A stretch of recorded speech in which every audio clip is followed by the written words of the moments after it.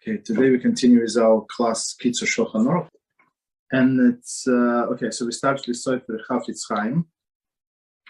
We'll continue our big topic of many forms of gossip, and it says when act is justified.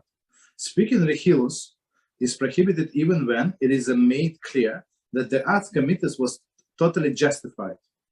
It is therefore forbidden to tell someone that another person spoke negatively of him for a constructive purpose. Okay. Moreover, it is forbidden to tell someone that another person spoke negatively about him. The advice of posek Halachic authorities. People tend to bear ill will toward those who speak against them, even when it is obvious that the speaker was justified in doing so. So whether you're right or not, right, whether you're allowed to talk negatively or not about another person, so we have to keep in mind that he is not going to like us very much because of that. So latayal is meaning that if it was constructive purpose, right, if we try to affect that person, right, maybe he's going to change, right, and of course if you say, yeah, this rabbi allowed me to, that's not a good idea. Because this person is going to hate that rabbi also. That's the problem. Okay, so we stop here. Okay, so let's continue. So just to remind us what we did last time. So we started the second volume of Kitzur Shulchan Aruch, Baruch HaShem, Mazel Tov to us, and we start with the definitions of the. We started with definitions of different measurements. Okay.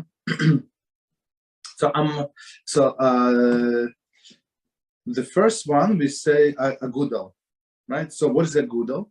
A gudel is they call it English finger breadth, right? Thick. So what does it mean? Let me see if I can see it myself.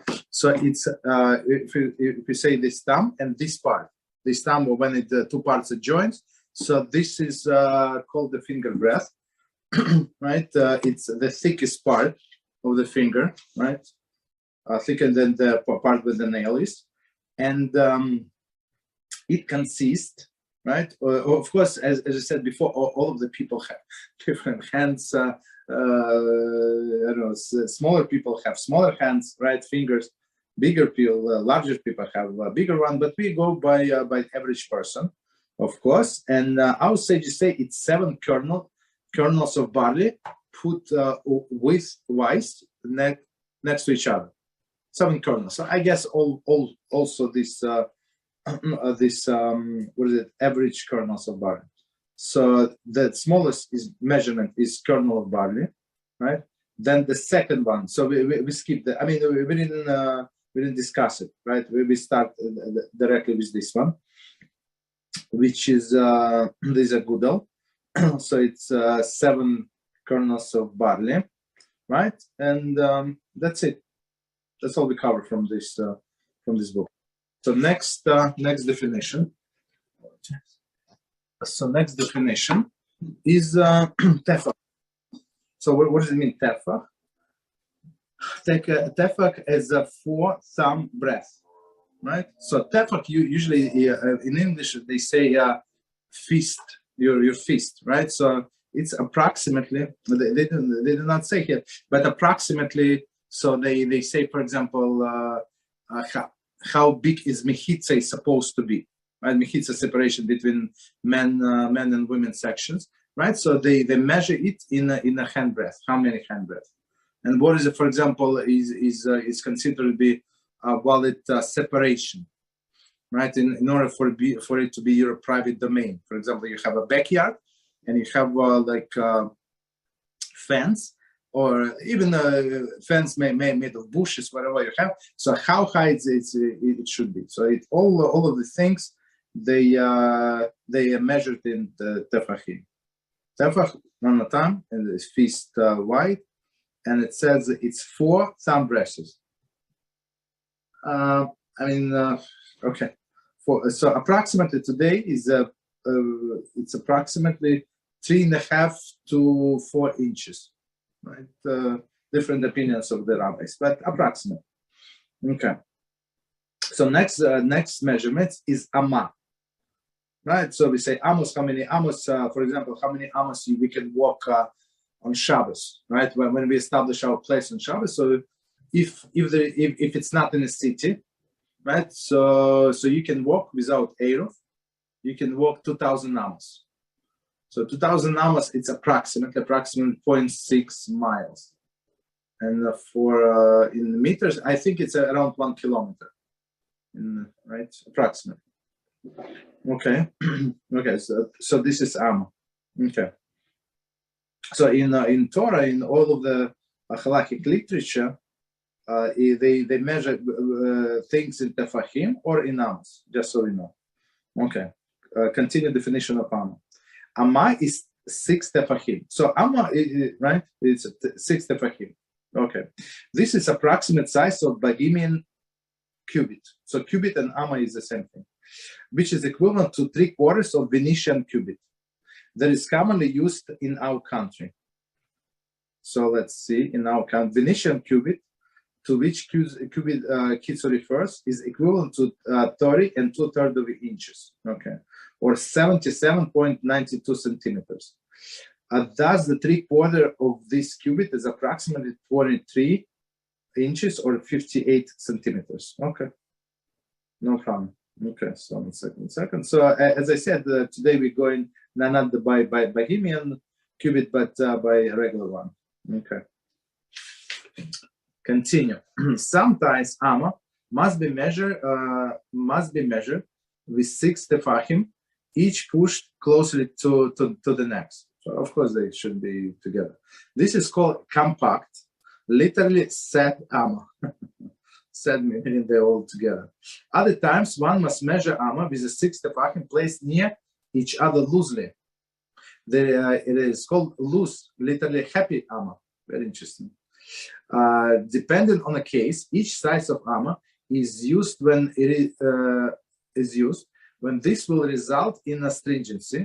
Right, Rambam Hilchas Shabbos, chapter 17. So sometimes we need the stringent, sometimes we can go by lenient opinion, right? So something measures a little smaller. For example, like a practical example, the wall of the sukkah, right? The third wall, how big it is supposed to be, right? So we can go by the minimum of the minimum in case of the need. Commentary. Where the amma size is minimum requirement, such as obligation to the distance oneself 4 ammas from the certain object, when reciting Shema, one must assume that the size requires the loose amma and move away the distance of all of 4 of the large ammas. Okay, so meaning loose ammas, loose when tefachim not very close together, so it's more stringent opinion. So the example the commentary give is we learned in our first classes, not first, maybe 20th or 30th classes, I would say, when we were discussing the laws of Shema, the reciting of the Shema. So we went in all of the details. Those who missed it should watch it for sure. So we said if it's a bad smell coming from I don't know, maybe from a restroom or from a garbage or some other offensive smell, like maybe with a paint or gas, right, or some kerosene or some offensive smell, or the baby just went, right. So you need to distance 4 ammas. Right, 4 ammas approximately in our measurement, it's in feet. Approximately, it's 7 feet, 7.5. Depends on whose opinion we're going by. Let's say 7 feet, 7 to 8 feet, and in centimeters, it's approximately around 2 meters, less than 2 meters. Right, less than 2 minutes. I don't remember how to convert it, but approximately, right? Where the amma is used as a maximum size, such as in a sukkah, okay, whose scar may not be higher than 20 amos. One must assume that anything larger than the compact amma is too large. So here we go. So we said in a sukkah, we said that this amma, this skach is the roof of the sukkah, cannot be more than 20 amos high, right? 20 amos high, meaning what? That it's so high you cannot see it. So 20 amos, like in our buildings, I was like maybe a third floor, right? Plus minus. So if you have such a like a sukkah standing in an open space, and okay, I mean it's possible that you have the roof so high. So they say you would not be able to see the stars and stuff like that. So it's too much. So in this case, we can go by the large amma, right? A little like loose. Okay. So that's why the Kitzur explain in some cases when we can use the tefachim the close together. In some cases it's not such a close together. So this few more inches or a few more centimeters sometimes make the whole halachic difference, right? For example, if they build sukkah so high that it's too much, right, according to some opinion, so you would have to rebuild. You have to like reduce all of the walls, which can cost a lot of money, a lot of work, right? So we need to know exactly how much is next measurement. A mil is equivalent to 2,000 amos. So 2,000 amos, as we said, for example, person, he established his place on Shabbos. Just an example, somebody got stuck, right? He or she was driving, and they got stuck in the traffic, right? And Shabbos starts, so they cannot drive any longer. So a person has to stop right then, where he is, and establish his place on Shabbos. Okay, of course, as we always recommend, to disconnect your battery, right? So disconnect one or two contacts from the battery to be on the safe side, right? And so you would be able to open and close the car door. Otherwise, you would not be able to, right? And from this car of yours, you can travel 2,000 amos. So as we said, it's 0.6 miles. It's not much, but that's it. So we must know that. This is the amount the average person walks in 18 minutes. And it's very interesting. So this definition of time, we actually use in different classes.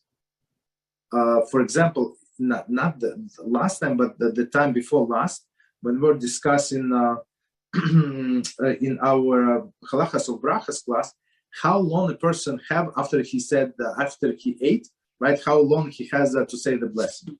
1 second, let me connect the charger. Sorry for that. Right. So how long? And we said that in many cases, our sages agree that he has 72 minutes, right? And where did he get 72? Why not 79? Not why 69? So it's how many like it's how many what is it, meals he can walk. So 18.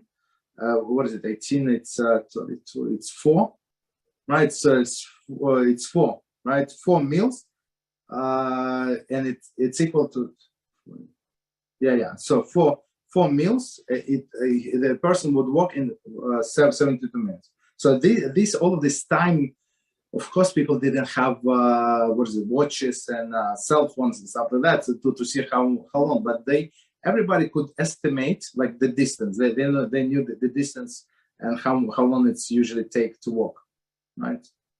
Okay, so that's how we knew the time. Okay, so next one is parsa. It's the next measurement. A parsa is equivalent to 4 meal. It is the amount that one walk in 1 1/5 hour. There is 72 minutes exactly. Okay, so then 4 meals they combine in a parsa. Okay. Next definition. Bein Hashimashos. So this one we spoke a lot, especially in the beginning of our Kitzur Shulchan Aruch class. And not only in there, but also in in a Shabbos class. I would say not in Kitzur. No, in Kitzur we also spoke where we spoke about the praying when the first time you can start praying, right? And also we were talking about in laws of Shabbos, because it's very important when the Shabbos starts. So bein chashemashos, meaning, okay, is it still day or it's already night? So since our poskim disagree, right? It's still day or it's still night. During the week there is no problem. You can go both ways, right? But I mean, you have to choose one opinion and follow it. Okay, I apologize. But on Shabbos, since it's a biblical prohibition, so we go stringently, and we say from the time the sun set, it's already been chashemashos, so it's questionable time.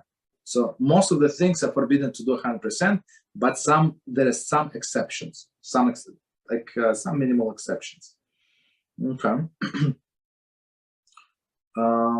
So ben chashemashos is a 13.5 minutes period between the stars emerge.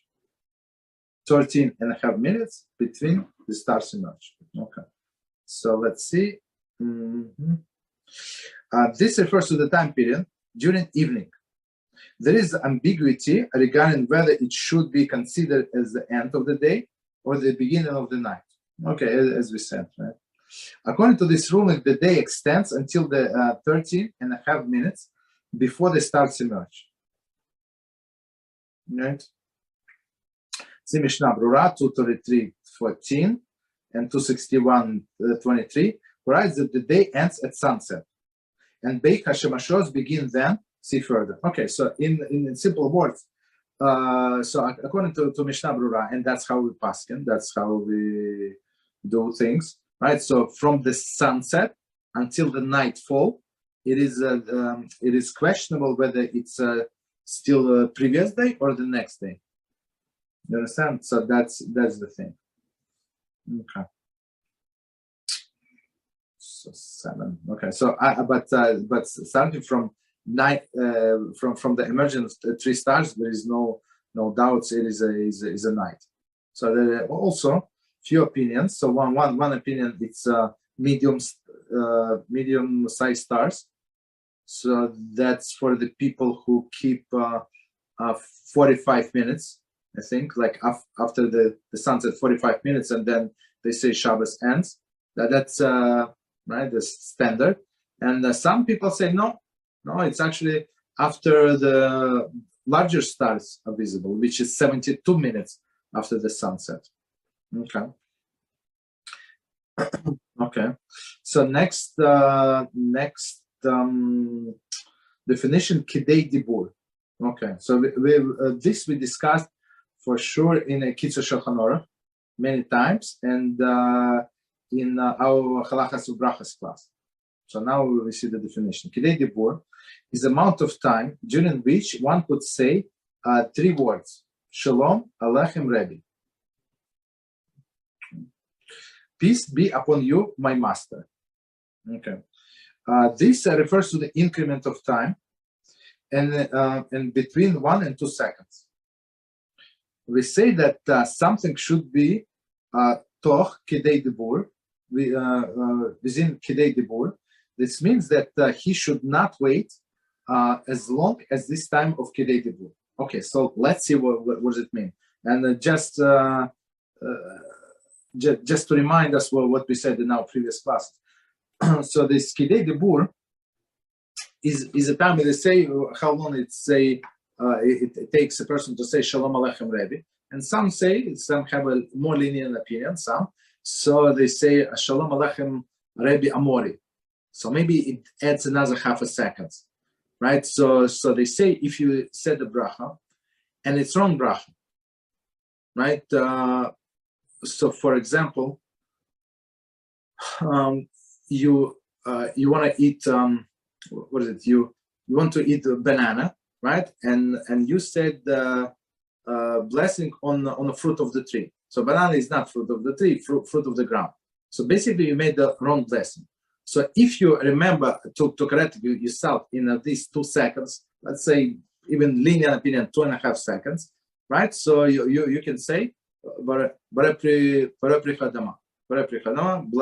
fruit of the ground. If you fix yourself in these 2 seconds, 2.5 seconds, so you don't have to repeat the blessing, and after the fact, no problem, blessing is good and you can enjoy your banana. But if you did not say, if you did not correct yourself after this 2.5 seconds, so I mean it's too late, and you're not allowed to continue eating banana, and you have to say another blessing. Or what you can, right? After the fact, you can eat something else, which is fruit of the tree. So if you have apple, so you start eating apple instead of banana after the fact. Okay. So what else? It's usually with a blessing. How much time you have to correct yourself. That's it. So in order so you would not need to repeat. And properly, they say to start after you made the blessing, right? To start for example, if you made the blessing on an apple or whatever, on a bread is not a good example, so I take it back. So on an apple or a glass of water, glass of orange juice, whatever you drink. So you have to start preferably, very, very preferably start drinking or eating in these 2 seconds interval. Of course, if you made the blessing on the bread and now you have to cut the bread and dip it into the salt, of course you have a few more seconds, right? Because you're silent. You're not silence is not interruption, right? In this case, but it's only because you say the correct blessing. So if you had correct blessing and you need a few more seconds before you start eating, so there is no problem. But preferably you have to be ready. Like if you want to eat, I don't know what you want to eat, a piece of chicken, right? So you cut piece of chicken, put it on your fork, you have it ready before start eating. So you say, and then you start eating. Okay. So that's where this Kidei Dibur comes in. Okay. So next definition, Beitza, right? And we actually discussed it. When did we discuss it? The time before last, and I'm going to remind you. The Beitza is the egg of chicken. It is measured with its shell. Okay. It refers to neither the large egg nor a small egg, but to average size egg. Okay. Okay.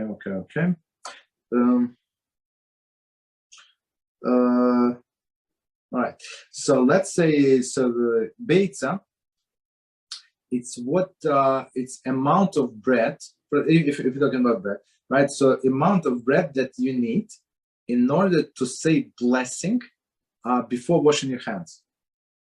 After you wash your hands for bread, so you need in your mind you have to have enough bread, and you have to be ready to eat kibeitza. So kibeitza is approximately 2 ounces of bread, and approximately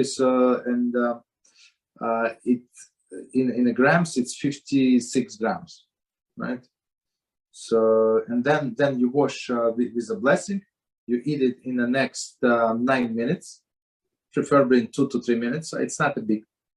It's only 2 ounces, 56 grams. So you eat it in 2 to 3 minutes, maximum under 9 minutes, and you would be able to say Birchas Hamazon, and all of the food that you eat is going to be covered with this blessing.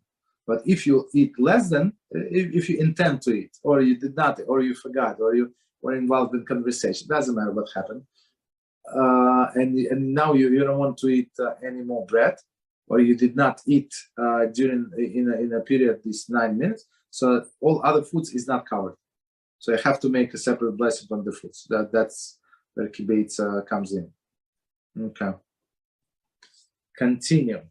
Kizayis. Kizayis should be before kibbutz. I'm not sure why they put it. Okay. Kizayis is approximately 1/2 of the volume of the kibbutz. Siman 119. Okay, when we get to it. CF4. Let's read commentary and I'm going to explain. Their Kitzur cites opinion that Kizais is slightly less than the 1/3 of Kibeitza, right? Because I'm going to explain, and you see that it is true today. I mean, it cannot be half.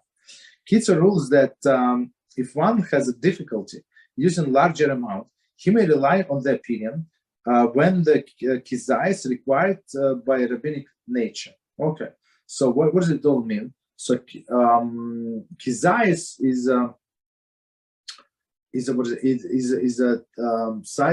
a volume of aleph. So why you say volume, not weight?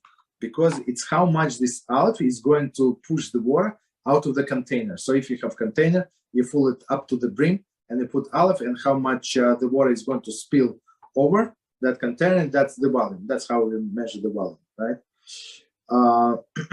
So Kizais is aleph. So today, I mean, if we see the aleph and we see the they call it in English swearing, they call aleph bulk, right?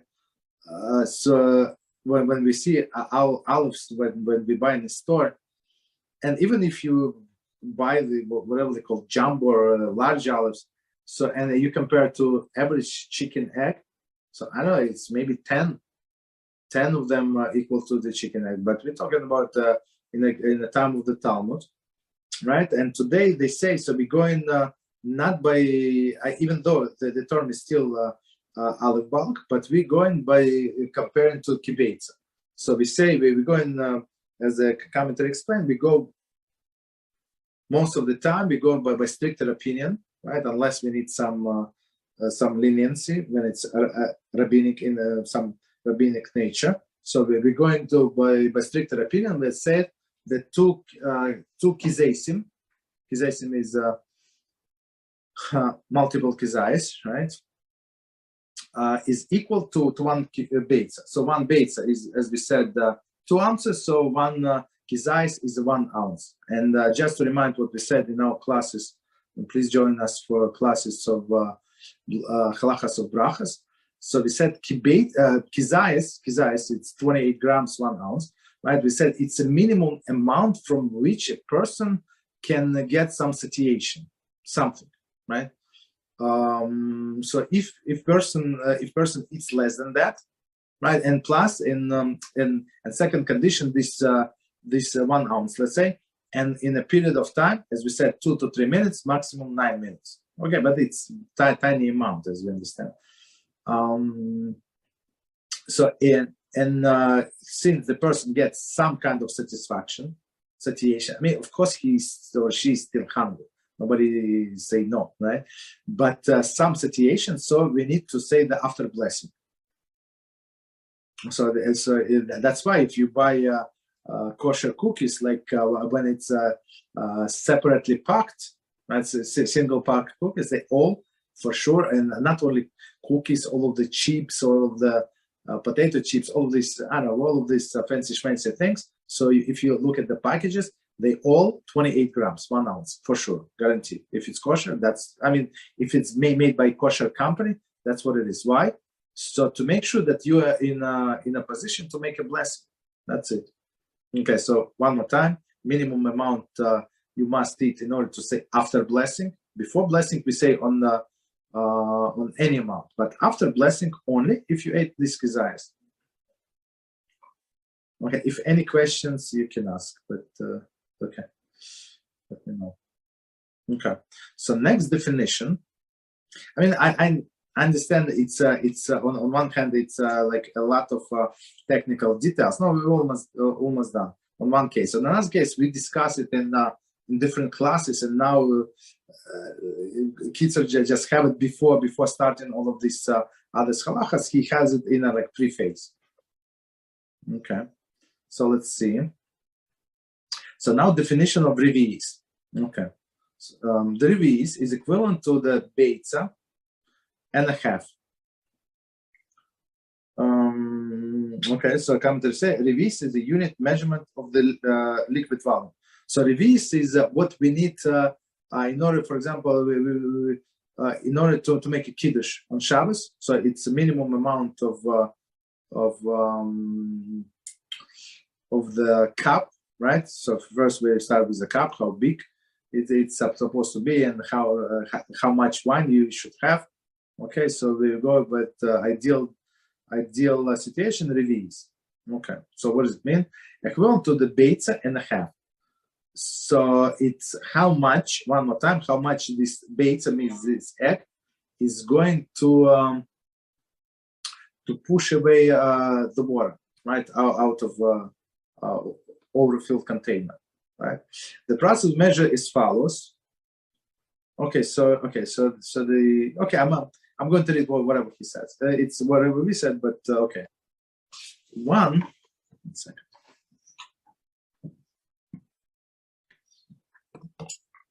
One completely fills the vessel with water and then pours the water into another vessel. Okay. Thereafter, he places it into the vessel for which he poured out the water.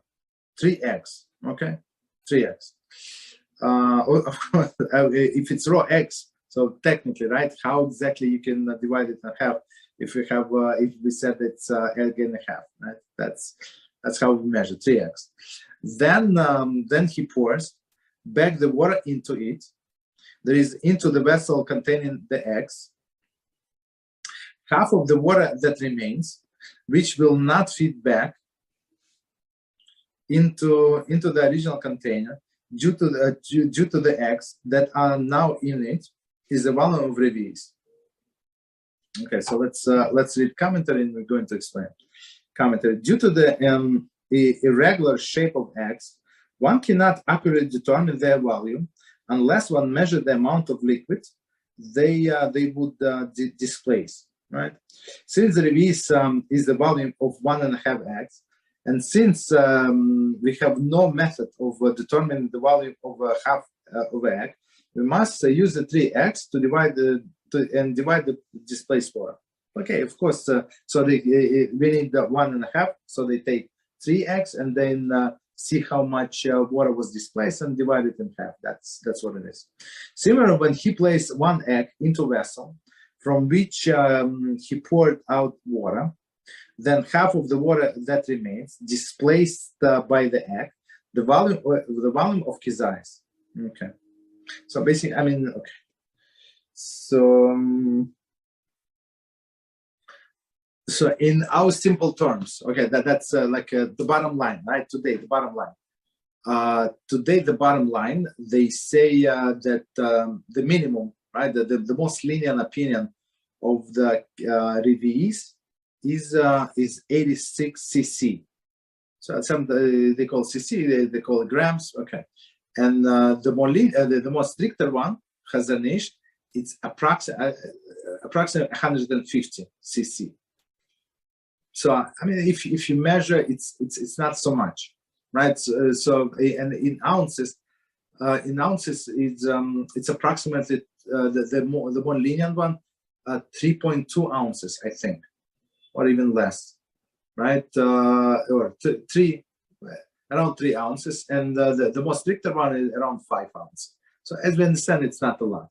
But for example, for a person who cannot drink this wine, have diabetes or whatever, person cannot drink so much. So of course, he or she can rely on lenient opinion and count it as 3 ounces, and plus they're not obligated to drink complete release, right? Only cheek full, right? As we learned in our Shabbos class. Okay. Next definition, peras. Okay, so what is peras? The peras is the dry volume of the 4 medium-sized eggs. Okay. And some authorities say the volume of 3 slightly large eggs. So which is a big difference, right?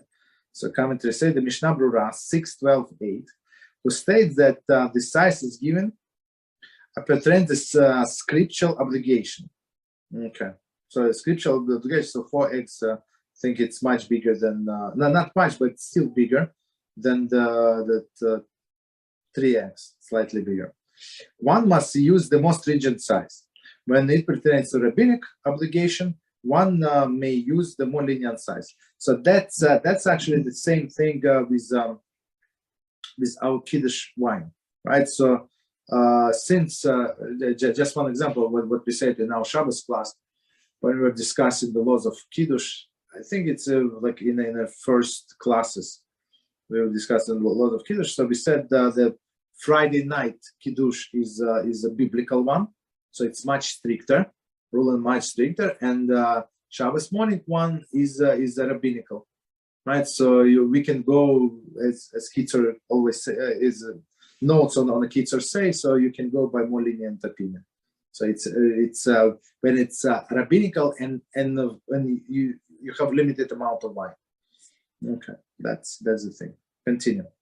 There are those who say that the eggs of our days are much smaller than the eggs of the were extant in the time of Talmud, and that our eggs is equivalent only to half of the volume of the egg mentioned in Talmud by the early authorities. May their memory be blessed. According to this, the value it would emerge that whenever kazayis is mentioned, it would be equivalent to the whole egg. Okay, and kibeitza would be equivalent to 2 eggs today. So that's I'm not sure, and I never measure how much the one egg weighs, but okay. So they say since the eggs is different, and that's why if as you remember, well, what I said, we said from 3.2 or 3.1, and I remember 2, right? It's more lenient, 5.1. Right, ounces, so which is like almost double difference. Almost not double, but almost double. But it's not that the sages did not agree; they did not know how to calculate. Chas v'shalom. It's a difference of the opinion. How large was the egg was? That's it. That's simple as it is. Okay. And revis would equivalent to 3 eggs, right? So not 1.5 to 3 eggs. He who is stringent, so that's always Kitzur says, who is stringent, in this manner, blessing should come upon him.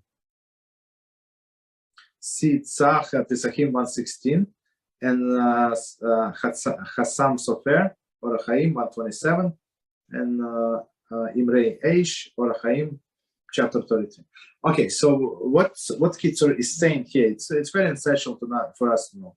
Right, that many times when we're given 2 options, it's proper to go by the stringent opinion. Why? Because all of the sages agree that the stringent opinion is for sure you fulfill the mitzvah. But in case of the need, for example, somebody like, I don't know, elderly person, sick person, they cannot eat so much, they cannot drink so much, for example, right? So they may rely on the lenient opinion. So unless person is sick, so it's better not to rely on the lenient opinion.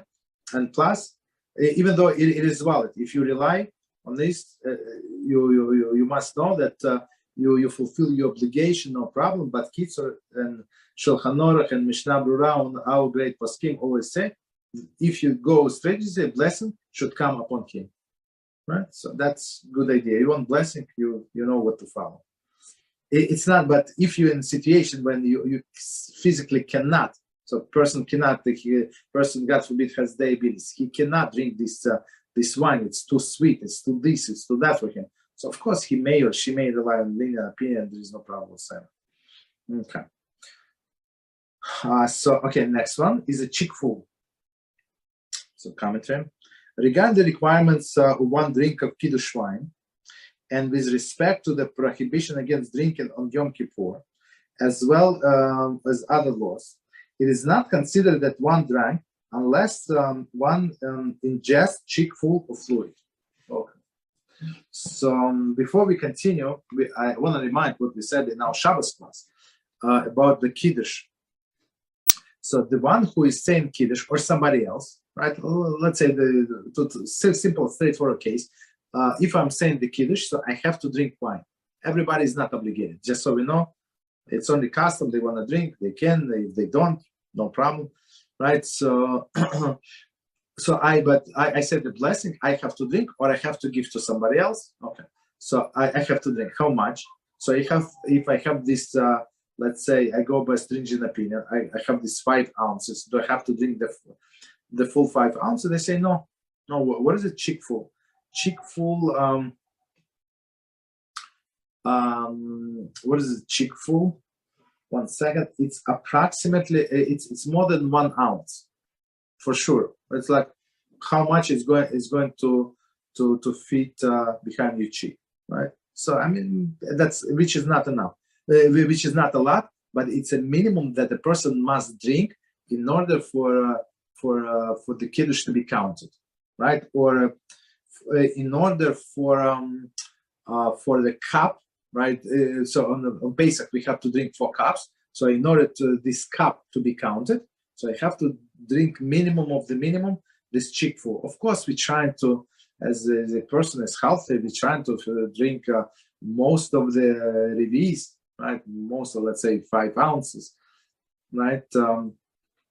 Or eat, like, oh, no, not eat, forget it. So most of the revis during during the Pesach or during the Kiddush.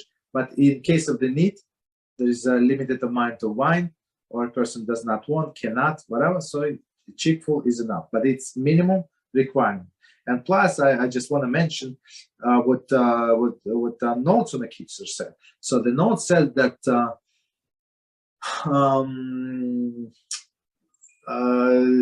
that if person must eat, okay, she does not feel good. Okay, whatever happens, right? During Yom Kippur, so it is preferable to eat less than this kizayis, as we said, right? In a 9 minutes. So if it's going to work for him or for her, and drink less than this chick full, which let's say 1.5 ounce. I think it's 1.7 ounce, if I remember correctly, right? 1.7 ounce, 1.6, right? In a period of 9 minutes. So if this amount, which is not a lot, right? Especially if you read if you drink with this like time spaces. So if it is enough for you to survive the fast, so this is not considered drinking halachically, right? And even person, for example, if you have this fast, right? Whatever fast. So the next fast is coming soon, right? In a few months, let's say, 17th of Tammuz, right? And person cannot fast completely, right? But he drinks only this amount, this small amount, with a time space of 9 minutes, let's say, and it's enough for him, right? And it's not life-threatening for him. So it means that he is not drinking. Halachically, he's not eating if he eats less than kizayis, and halachically he's not drinking. So technically, so the question was asked, one halachic authority, if this person can be called up to the Torah. So what's the difference? So we learned in our Kitzur Shulchan Aruch, and that when we were discussing who is allowed to be called to the Torah, even we're not going to be rabbis, we're not going to be gabbis, but we still must know, like, if I'm allowed to be called to the Torah, right? So I also must know the rules.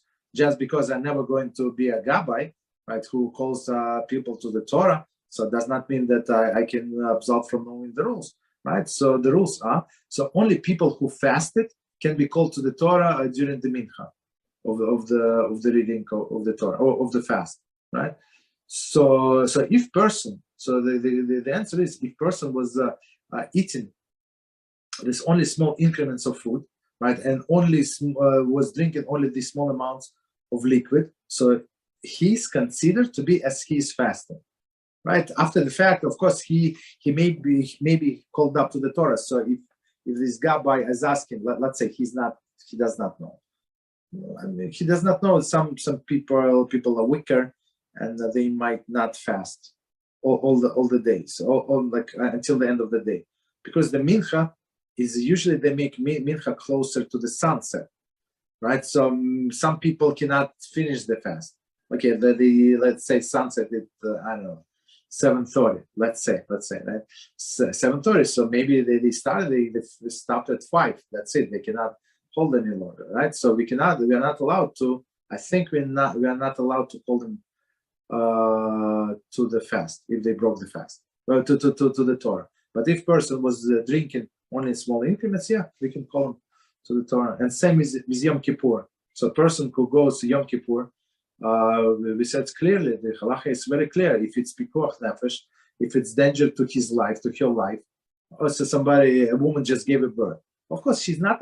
She has no right. It's forbidden for her to fast, right? Because he's alive. That doesn't matter. She wants to be a tzadikah, right? But we say opposite. You're not tzadikah. You're a shah, because in your situation, you must eat. You must drink. Okay. But if she wants to give it stringently, so she can drink in these small increments, and there is no problem. Okay, that's how important this chick-fil is. Okay, so let me read from the beginning, so we have continuation. A chick-fil is a fluid that one takes into his mouth, and he moves on one side. Okay, filling it so that the cheek appears full. Whatever fit. This is a measure with each person according to his own size. The large person's cheekful commensurate with the large size, and the small person commensurate with the small size. The average person cheekful contains most of revies. Okay, so but we say we go by combination of these two opinions, and our rabbis say that it's actually most of the revies. But they say a little more than half of the Revi, like so. I mean, to minimum. So that's why I say 1.6, right? So 1.6 meaning if Revi is 3.1, right? So 1.6 is going to be like this cheekful. Okay. Again, we're talking about minimum amounts. Continue. Last thing, 5 species of grain. Okay, we discussed it. We're very interested just recently in our Halachas of Brachas class on Thursday, but we're going to repeat. The 5 species of grain are wheat, right? Barley, spelt, oats, and rye. So one more time: wheat, barley, spelt, oats, and rye. So meaning only on this we say mizoines. So if bread is made from one of these, a combination of this, or what was it on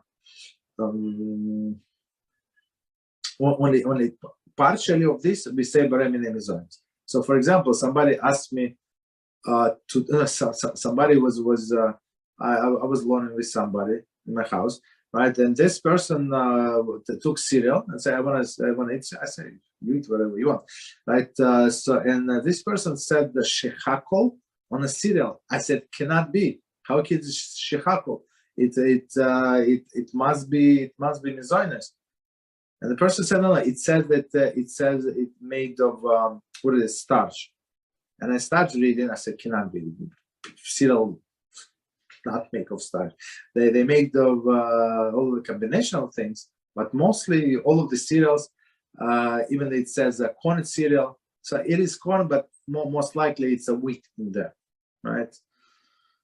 And we did find in the end, right? It says wheat. Of course, we don't know the proportions, but looks like taste. I tasted that cereal. It's like it's mostly wheat, but of course there is starch and other things. So that's why we must know before. Many times it's not obvious what blessing to make. Many times it's not obvious, right? So you look at the ingredients and see if you have one of these 5 species, right? One more time: wheat, barley, spelt, oats, and rye. Okay. So even sometimes they say rice cakes or stuff like that. So they say rice cakes. It's very nice, but it's still a lot of wheat. Wheat is cheaper and it satiates you better. That's a simple example, right? So in case you do not know which blessing to make, it's always what I do. I mean, yeah, what I did for myself or other people. I just contacted this Halachic authority, the ones that provide the kashrut stamp, and they tell me exactly. So that's a Good question, Halachic question. What blessing should I make of this? Right? Because they know exactly proportions. For example, it could be wheat, but it could be, 5%, and you cannot even taste it. Right? It was added a little wheat because of the gluten and stuff like that to keep them together. So of course it's a negligent amount and you cannot taste it, so you would make a different blessing, right? So sometimes you have to ask these kashrus authorities. Okay, so we finish with this introduction and we go into Siman 35. Very interesting set of laws. Topic is laws of Challah. So Challah, to remind ourselves what is Challah, there is a biblical law, one of 613 mitzvahs, that you separate piece of dough, right, to give it to a coin. Of course, it has to be with a blessing. If I remember correctly, it has to be almost 5 pounds, almost.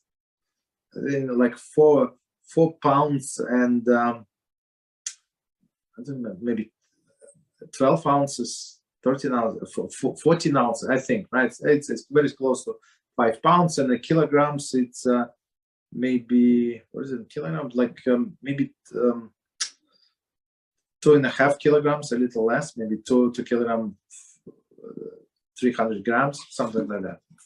Okay, but we can always check. All right.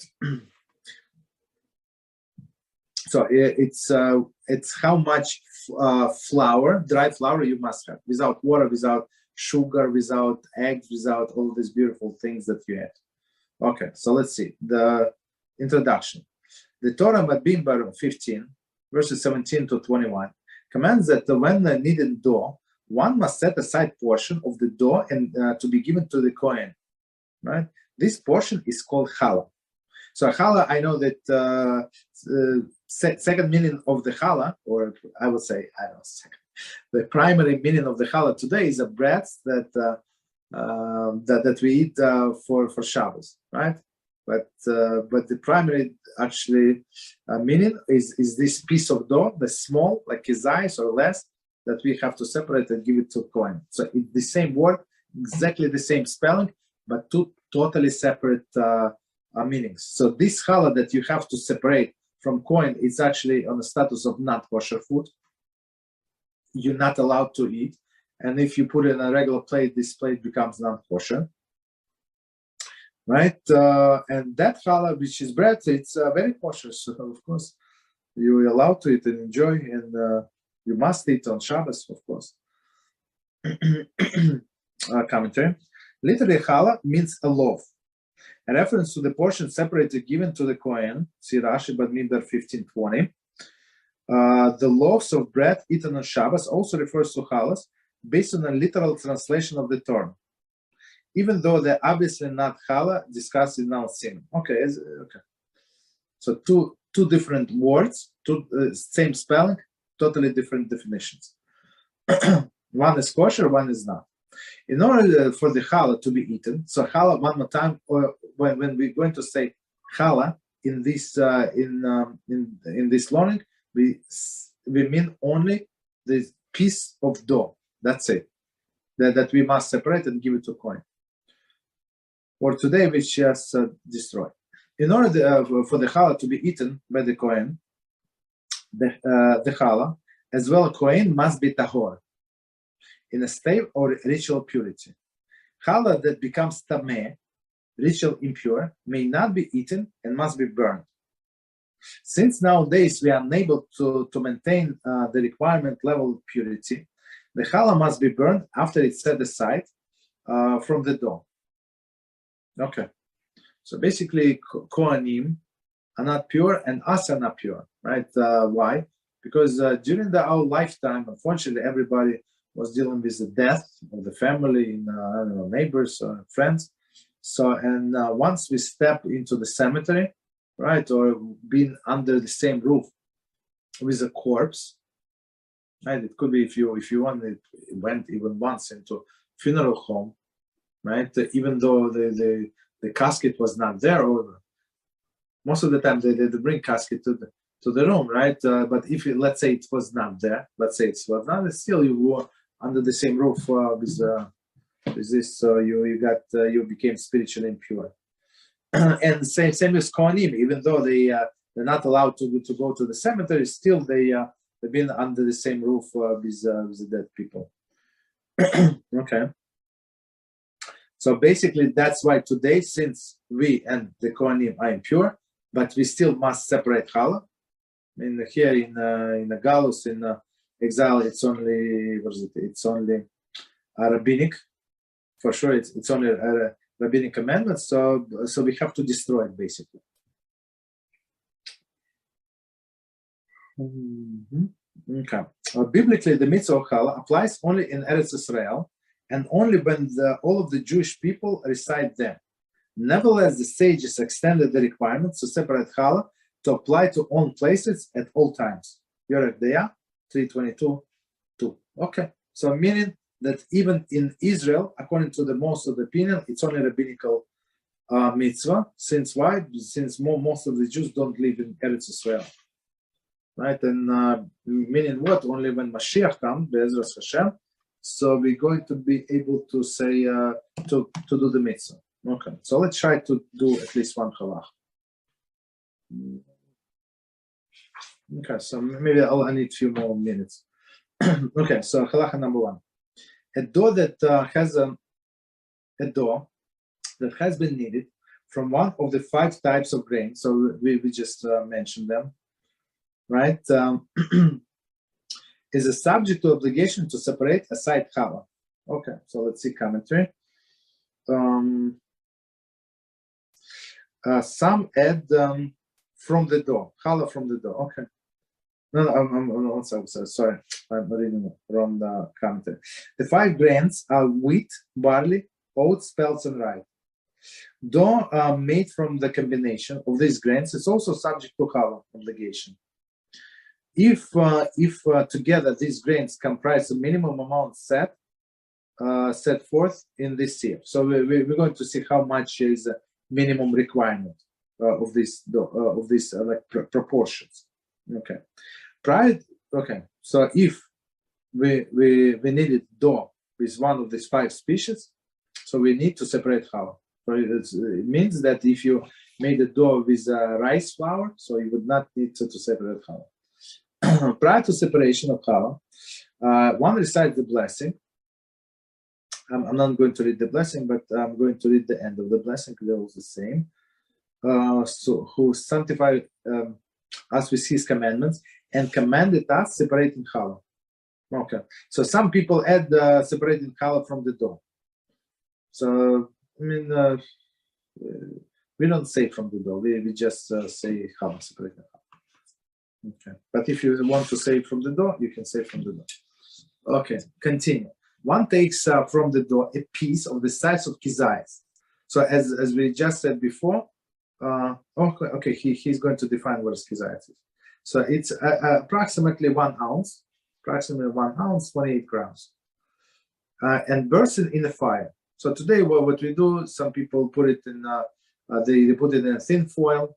You must wrap it because, as we said, it has a status of non-kosher food. So let's say you do double wrapping and put it on the bottom of the your stove and keep it, I don't know how, maybe 15-20 minutes. I mean, it depends on the until it made almost like a charcoal, like almost inedible. Not on when it became inedible. So in this case, you're allowed to throw it out, of course, in a respectful manner. Okay, so what does it mean? One takes from the dough a piece of kizayis, coming to it. Although nowadays the mitzvah can be fulfilled by separating even the smallest amount, the custom separate the volume of the kizayis, okay, the volume, olive volume of the dough. So, but now we're not talking about the flour, right? We're talking about the dough, meaning this flour with water, with sugar, with whatever eggs, whatever we have in our dough. Sirama 3:22:5, which is approximately 0.6 to 1.1 ounces. Okay, so it's 17.3, 33.3 cc. See appendix N. So basically today as I told you, I think it's our contemporary authorities say 28 grams, so that's what we say. That's what we do. It's a more to the stricter side. Okay. After separating challah, it is proper to declare it is challah. Right? So it says this is challah. Shar tzedek, chochmas adam, Rabbi Akiva Eiger. Okay, you're there. Okay, Mishnah Berurah. Okay. So all right. So we separated this piece of dough. Let's say 1 ounce, right? But there is opinions that since it is rabbinic and we are living outside of the land of Israel, so we can do actually less, any amount you separate, but proper to go stringently and do 1 kizayis, which is not a lot. I mean, because the dough is very heavy. Continue. The custom is to burn it in the oven where they will bake the bread. Okay, so 6 commentary. This is that is, it is thrown into the fire in the oven before the bread is baked in the oven. It says in the Ramah. One should, I mean, but today that's not what we do because it makes the oven not kosher. Okay, one should bear in mind that since challah may not be eaten, it has a status of the prohibited food. Exactly, here we go. And it must not come into contact with food or utensils in a manner in which cause them become forbidden. So basically, if you put on these grates, right, if you want burnt on the top of the stove, right, on the top of this, and you put in this on this metal grates, so okay, it's burnt, it's very nice, but your grates now become non-kosher, so you have to kosher them. So that's why I said, or wrap it in aluminum foil, 2 wraps, 3 wraps, whatever. I mean, if you have like heavy duty, maybe 1 time is enough, but regular one, do minimum 2 wraps, and then when it's burnt, inside it's not going to leave any residue on your grates, like on top of the stove or inside. So that's why I put it even in the oven, you put it on the bottom. For this reason, before putting challah into oven, it should be completely wrapped. Okay, it says in aluminum foil. So I mean, in the case of like in the olden days, it was a little different. No aluminum foil, so that the oven should not absorb the flavor of the challah. So it's very important. That's why I said double wrap, which could in turn be absorbed into the food later when baked in oven. So basically, all dough was kosher. Now you make it holy, right? You added holiness to this piece of challah, right? By declaring this is challah, making blessing on it, separation, right? And now it became forbidden food. Very interesting. So even if fumes comes from this piece of challah into your food, that's a problem, right? If one is unable to burn the challah properly, some authorities permit to wrap it and bury it. Okay, bury it. Okay, so if you have a garden or someone in somewhere, I don't know, in a forest, so you can bring this piece of challah and bury it. So what we do, there is a different custom. So custom in my family, we actually burn it before Pesach, right? The day before, not the morning, the Erev Pesach, when we destroy all of the chomets. So we collect all these challahs for the whole year. And then we make a fire, like a fire, and burn all of these pieces.